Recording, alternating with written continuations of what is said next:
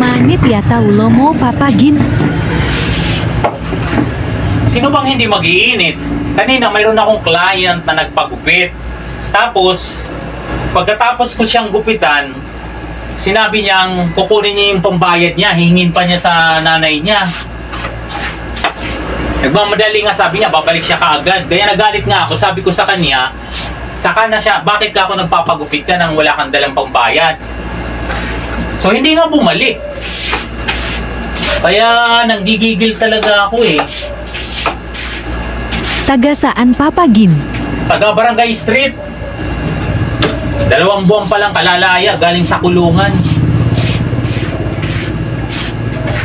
Talagang hindi dapat pagkatiwalaan pag kriminal na nakulong na.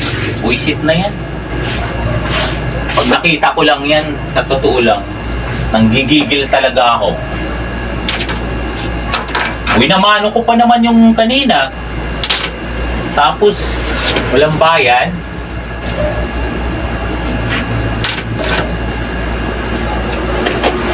Papakasan.